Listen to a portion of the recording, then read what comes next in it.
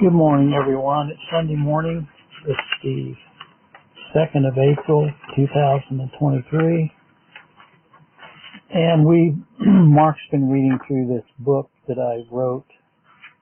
The original book that I wrote was back in 2002, but I updated it a number of years later. I believe it was I think the second printing was in 2017.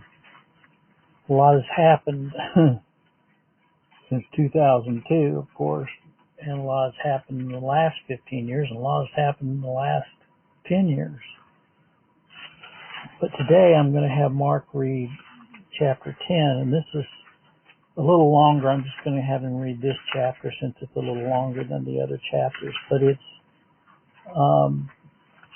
the account of the federal trial itself. And it was quite an ordeal to have to go through, I must say. To be in a federal courthouse, taking on the Attorney General of the state of Missouri. And after all that experience, when I walked out, you'll hear I was just kind of numb through the whole ordeal. Anyway, this is chapter 10. I'll turn this over to Mark and have him read this.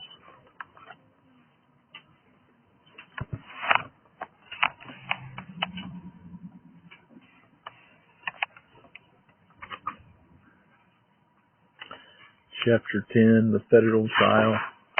For it is God which worketh in you both to will and to do of his good pleasure. Philippians 2:13. It was hard for me to believe the feelings I got the first time I walked the new federal building in Kansas City. Going through security, entering this massive structure with all the federal judges, everything associated with it, made me realize the first time this case was no small matter. Entered into the plaintiff's room, I observed in the courtroom over 40 prospective jurors being interviewed and screened for my case against the state of Missouri. Wondered how long this trial would last and what would be the outcome. Prayed that the morning prior to leaving with my precious wife, who had gone through so much with me, my son had been doing some better, but still was requiring 24-hour care.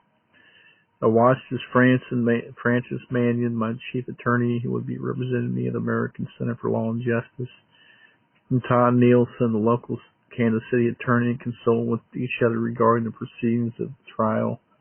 Then there was an famous survey which was given to each prospective juror. It asked each prospective juror questions like, do you believe homosexuality is evil? Do you believe homosexuals should be licensed as foster parents? Do you attend a mosque, church, or synagogue? The questions then were given the values of greatly disagree, mildly agree, mostly agree, greatly agree. Those who were in the middle of the road were the ones that finally ended up being the jurors. Tremendous amount of preparation went into the case. 40 witnesses in the state of Missouri wanted to use to testify against me. I now realize that the strategizing against me would end up being used in my favor to bring the verdict against the state of Missouri. The real issue in the case of Larry Field versus the state of Missouri had to do with my supervisors trying to do everything in her power to force or coerce me into doing something that went against my state or religious beliefs. She knew my position because I had made it clear. I had told her that I would do the same, do the home studies assessments and so on, that I could not license, endorse, and place children with homosexuals. Later I was to find out that she had prepared an evaluation where she recommended I be fired because of my religious beliefs. During the federal trial, ACLJ was seeking to prove beyond a shadow of a doubt that my employer, the state of Missouri, through my supervisor, had discriminated against me. Show that I was working in a hostile work environment. The nature of my relationship with my employer changed dramatically from positive to negative when they found out that I would not license and endorse homosexuals as foster parents. We also showed the way that this same supervisor tried to build a case against me by criticizing everything about my work, whereas before this kind of thing was just not occurring. Whenever a lawsuit is brought against the state, the Attorney General of the state represents it. The Attorney General had 3 attorneys fight against us. I learned that one of the Attorney General's attorneys was also the chief of the Council of the National Organization for Women, a very liberal organization that opposes most issues a traditional family would stand for. I thought, what a contrast we have, her on one side and the ACLJ on the other. This truly was a spiritual battle for the hearts and the minds of people throughout the trial. The state of Missouri wanted to portray me as a right-wing fundamentalist extremist. That would prove to be very difficult since I had graduated from the University of Kansas with a major in psychology. I had been what I would describe as a moderate, i.e. a live and let live kind of person, but now I heard state witnesses try and portray me as a narrow, half-minded bigot. Have you ever heard the saying, perception is more important than reality fact? Well, the objective of the state of Missouri was to present a Larry Phillips that would create a negative perception with the jurors as a troublemaker who was indifferent to others' feelings, a person who could not get along with his peers, and a person who was insubordinate with his supervisors. Todd Nielsen, my local attorney, as well as Frank Mannion, the ACLJ attorney, masterfully dispelled these notions by calling my closet co-workers to testify on my behalf. These co-workers were very kind in their testimony and evaluation of me in the workplace. These same co-workers testified the vengeance brought on me by my supervisor and others. Because of my faith-based beliefs, this was tremendously helpful, dispelling the perception that the state of Missouri was trying to set up. Even though we were the plaintiffs in the case, Attorney General's office trying to posture in such a way as to present me as the defendant. I had to offer myself during the trial that these people were not after the truth. Their main purpose was to win the case no matter what. My faith was really being tested. I would call my wife during breaks during the day. I was beginning to feel like we were losing the case. The one side of the court was full of states, witnesses, defendants, and other sympathizers with the other side, whereas on my side of the court it was pretty much empty. The ACLJ had decided rightfully not to portray this case as a Christian battle in the state of Missouri. By having all kinds of churches represented, etc., they felt this would do more to harm the case than help it. So it was a pretty lonely place to be at all, but we knew God was with us throughout the trial. The last day of the trial, it seemed as though things had taken a turn for the worse. The jury could not reach a decision. We were at a deadlock. In the past, it would last for hours. There was such a disagreement among the jury that you could hear them yelling at each other from the jury room. The jury sent back and questioned the judge, how bad does it have to get before we tell you that we are a hung jury? She wrote them a note back until there's physical evidence, physical violence. The jury fought on. The defendants were celebrating. The defendants room across from us, there was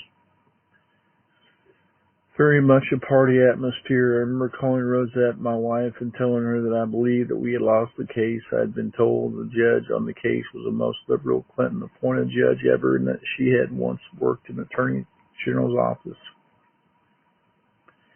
Started putting things together in my mind and felt that it was a lost cause. My wife reminded me that if God wanted us to win this case, that nobody could keep us from being victorious. The jury could not come to decisions, so the judge sent us home for the day.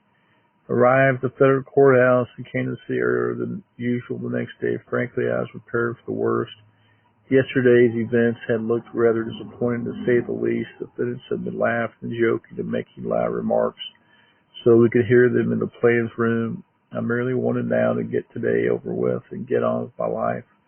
I prayed and asked God to give me the strength regardless of the verdict. It was still before 8 o'clock a.m. and I was surprised to see my supervisor coming very early into the court. She seemed very upset, and I was later to discover the reason.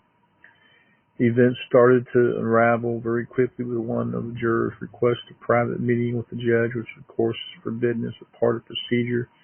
The juror stated it was so important that she would risk being found in contempt, so the judge granted her request. Why had she been so persistent in wanting a meeting with the judge? Well, the night before, she had gone back to the motel room at the Segrate Motel. She was approached by the manager of the motel and asked if she was a juror on a federal case. She had been instructed and said all the jurors not to talk about the case outside the confines of the court. Stated that she couldn't talk about it. The manager then proceeded and told her that he knew she was on the Phillips case. My supervisor worked at the motel part-time. In accounting, anything she, the juror, could do to help her, my supervisor, would be appreciated. Folks, that's jury tampering. Of course, the judge was furious and made this information available to us. All of a sudden, the party spirit among the defendants was gone. The grave and almost funeral hyphen-like atmosphere prevailed over the courtroom. The supervisor was questioned regarding the incident. She began to cry, and now it seemed everything was going in our favor. What a change from the night before. Now, my wife's prediction, what if God wanted us to be victorious in this case? Nothing would stop us from winning.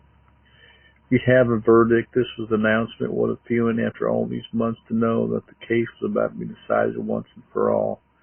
We quickly convened in the courtroom, and the verdict was read. We find supervisor name left out, guilty of discrimination against Larry Phillips. Even though the compensatory damages were not that much, I also received punitive damages, which are very rare to get in a case like this. I was delighted and so very grateful to God for intervening. Once more on my behalf, there was a tremendous burden that lifted from my shoulders when I heard the verdict being read. I knew that God was on the throne, caused the events of just last evening to work on my behalf. So the case was over. I had a verdict in my favor. Now I can start my new life. That's what I thought, but was I ever wrong? The battle was just beginning. I'm glad I didn't know from the outset that it would be over 5 years before we'd actually get a settlement on this case. Or I might have given up. I was terminated in November of 1996, and now the case was put to trial in 1999. Little did I know that we would be put through a long ordeal of appeals and waiting before the good Lord decided to put an end to this mess. As I walked out of the courtroom that evening, I was kind of numb. I had no idea that I would have to go through months of waiting, even wondering if this verdict would be overturned. I felt a calmness that only God can give. But I still wondered why our nation had gotten itself into such a quandary predicament. Why had we allowed those in our society here against morality, against principles, against the 10 Commandments of God, to get such a foothold over our culture, our educational system, even the workings in our government? I didn't look back as a past security desk at the federal courthouse. I just wanted to get to my car and go home to be with my family. Thank you.